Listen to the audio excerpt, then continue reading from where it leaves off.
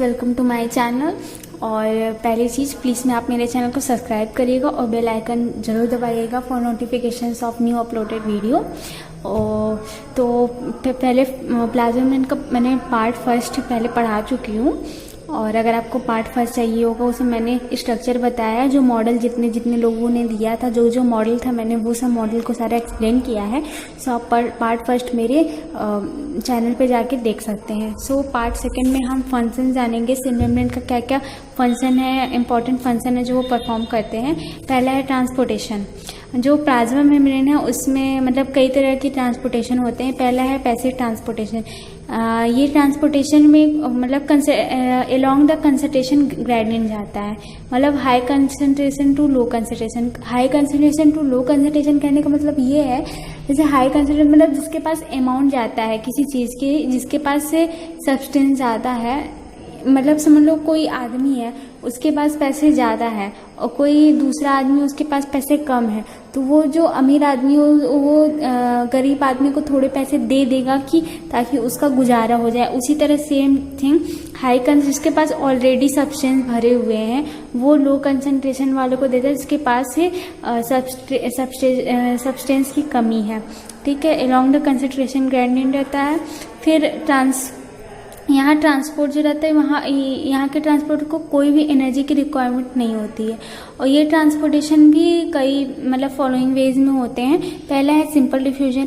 Simple diffusion जो रहता है इसमें high concentration to low concentration movement होता है नॉन पोलर सब्सटेंसेस का। और दूसरा है फैसिलिटेटेड डिफ्यूजन। फैसिलिटेटेड डिफ्यूजन जो रहता है इससे मूवमेंट होता है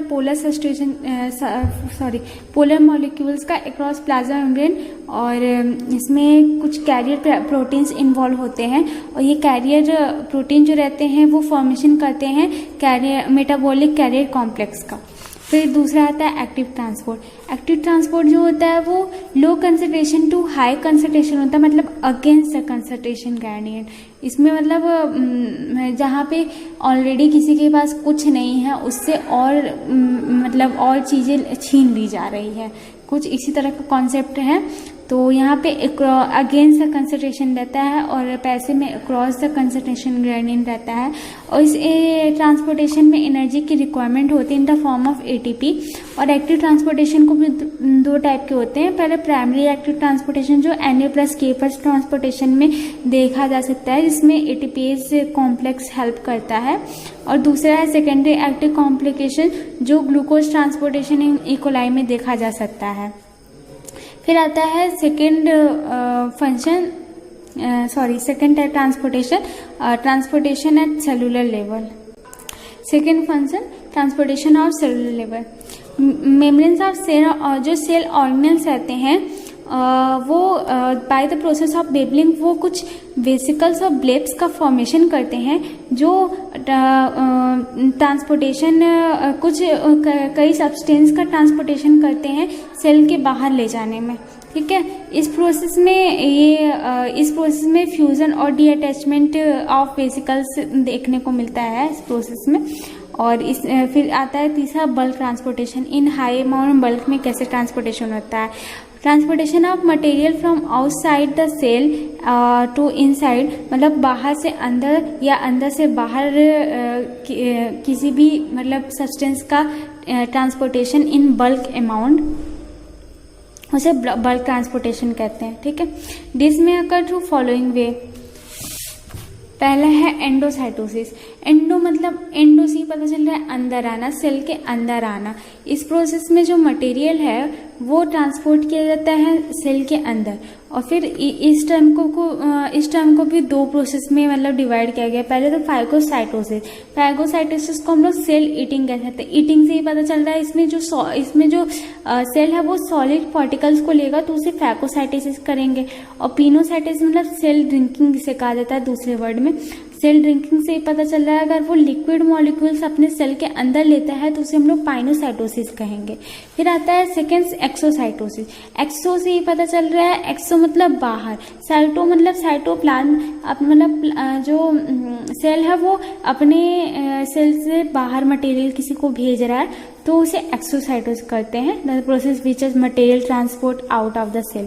फिर आता है चौथा function, cell recognition and addition. जैसे हमें पता है कि लिपिड और प्रोटीन पे कुछ ओलिगोसैकेराइड्स प्रेजेंट रहते हैं। अगर लिपिड पे प्रेजेंट रहते हैं उसे ग्लाइकोलिपिड कहते हैं, अगर प्रोटीन पे प्रेजेंट रहते हैं तो उसे ग्लाइकोप्रोटीन कहते हैं।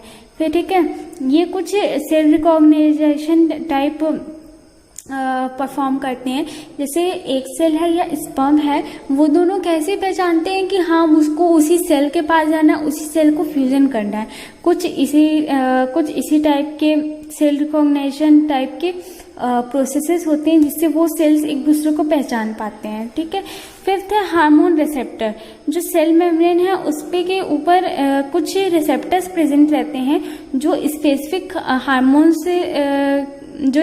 हार्मोन्स को रिकॉग्नाइज करते हैं और इंफॉर्मेशन सेल के अंदर भेजते हैं। ठीक है, फिर है छठा सिक्रेशन। प्लाज्मा मेम्ब्रेन जो है वो इम्पोर्टेंट रोल प्ले करता है सिक्रेशन में।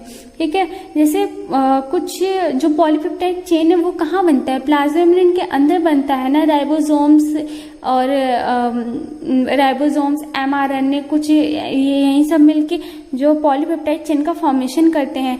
तो वो जो पॉलीपेप्टाइड चेन है वो सेल के अंदर ही मतलब तो नहीं रह सकता ना, उसे बाहर ले जाना होगा अगर सेल के, तो कैसे जाएगा। तो प्लाज्मा मेम्ब्रेन के ही थ्रू वो सिक्रेट होता है बाहर। तो ये सब कुछ, तो ये इतने प्रोसेसेस हैं जो इतने फंक्शंस हैं जो प्लाज्मा मेम्ब्रेन परफॉर्म करता है। तो ये रहा पार्ट सेकेंड जिसमें मैंने फंक्शंस बता दिए प्लाज्मा मेम्ब्रेन के। पार्ट फर्स्ट में मैंने मॉडल्स डिस्क्राइब किए हैं कि कौन कौन से मॉडल है, उसमें फ्लूइड मोज़ेक मॉडल भी है और मैंने पूरे उसके साथ एक्सप्लेन किया है डायग्राम के साथ। सो अगर आपको पार्ट फर्स्ट चाहिए होगा तो आप मेरे चैनल पे चले जाइएगा, आपको वहाँ मिल जाएगा। तो प्लीज़ आप मेरे चैनल को सब्सक्राइब करिएगा। थैंक्स।